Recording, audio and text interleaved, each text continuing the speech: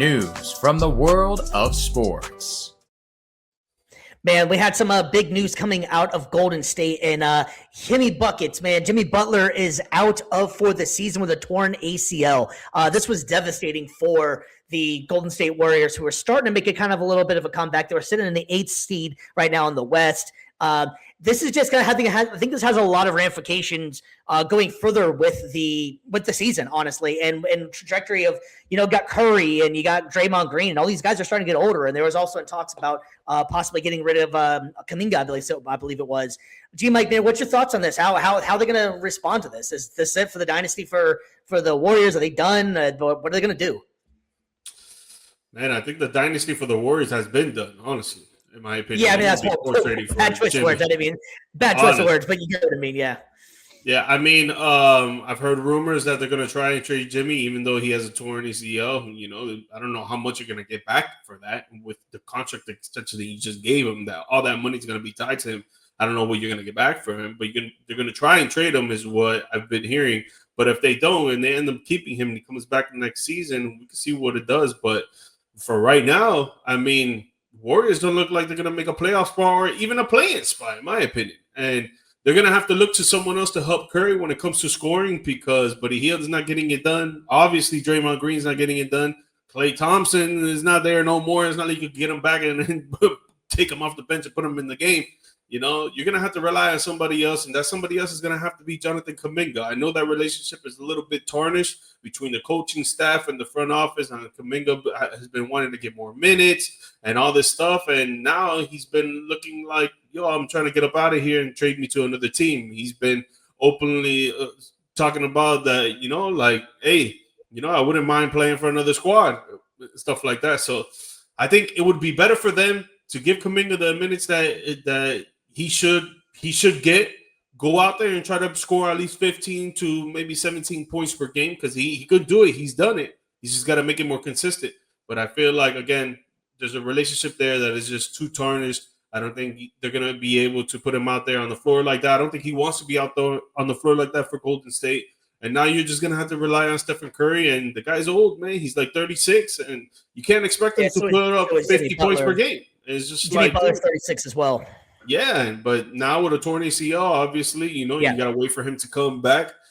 He's older, so maybe he doesn't come back the same. Even though he's an intelligent player, he knows how to use his body and his motion to slow down the game. So, I'm not really worried about that. But now you got to wait for him to come back. And obviously, Golden State, they want to make a run at it every year, just like the other top teams, the Lakers, the Heat, the Boston Celtics. The list goes on and on. They want to make a run at it every single year, and Golden State is one of those teams, but you need to get another scorer for Curry, and right now, it looks like it's not going to happen. Yeah, and the other thing that's an issue as well, is you already brought it up too, is Curry's age too. The issue is going to be is at this point is they're all aging stars. So, you're not going to, I don't think that they were wasting any kind of assets to try to bring something around Curry because at this point in time, I mean, how many more years does Curry have to where he's still one of the dominant players? I mean, maybe 2, maybe at most somewhere in there, to where he starts. Granted, he's a shooter, so he's going to last a little longer. But he's just pretty much going to be, that's it, a shooter at that point, So I think this has such big ramifications. Jimmy Butler's career, for that matter, I mean, unfortunately for him, it's January when this happened. So, ACL is usually 6 to 8 months, sometimes maybe a year, depending on how it rehabs. So he's going to be looking at about 37-ish before he's probably coming back, and then you have to work your way back into it as well. So this is like a big thing for Jimmy Butler as well, that who knows if he's ever going to be able to get back to where he was. I mean, this season he was having a pretty good season. He was averaging 20 points, 5.5 rebounds, 4.9 assists, and shooting 51.9% from the field. So that's good numbers still for his age, but coming off of that ACL at 36 is a hell of a lot different than doing it at 30 or 28. Your body just takes longer to recover. So that one's going to be a big blow, I think, for the Warriors and what they do going forward. Do you think there's ever a chance, just throwing it out there, do you think there's ever a chance that they move on from Steph, or is it pretty much Steph is just going to be there until they, ride it out? Or do you even think they can make any trades for Steph anymore? Nah, I don't think you do that as an organization. Steph brought 4 championships there, obviously with help with Draymond Green and Klay Thompson and others. But, I think you just pay the respects and you let him retire there. Don't trade him. He's not a player that you trade like that, in my opinion. And if he decides that he wants to leave and start somewhere else new, you got to respect it and be like, yo, thank you for everything you've done for us. 4 championships, a lot of playoff games. Like, we appreciate it. You want to get out the door, that's cool. Don't worry. We're going to pay you your money. But to up and trade him or, try to use him as an asset, I don't think they should do that.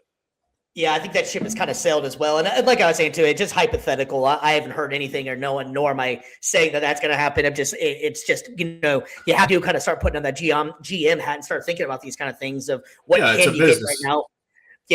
What can you get right now? Draymond's older, your whole asset. Everybody, you went from having a good young team to now it's kind of like an aging team. And what do? So that's big for all around for a lot of different reasons. But hopefully Jimmy Butler is able to come back and recover. We, never want to see anybody go out on that kind of injuries, excuse me. So hopefully he makes a speedy recovery and comes back, because when Jimmy Butler has always been a fun player in the league, even though I'm sure you probably have ill will with being Miami Heat guy. But you still want to see Jimmy Butler come back. It's better when you have these good players in the league. Not really ill will, man, because I get why he wanted to leave. He wanted to get paid. They didn't want to pay him. Like, I get both sides of it. Pat Riley didn't want to pay him because he's old and he hasn't really been showing much that he could stay on the court and be healthy. So I understood where Pat Riley was coming from. Then Jimmy Butler wanted to get paid because he's getting older and he's been showing like, yo, I've been doing a lot for Miami these last few years. I should get paid and I should get the security blank for it. I understand that too. But look, now, ironically, he tears his ACL against a team that didn't want to pay him because he's injury prone. Yeah, that isn't it ironic? Don't you? I don't want to be an asshole, but sometimes it hurts, man.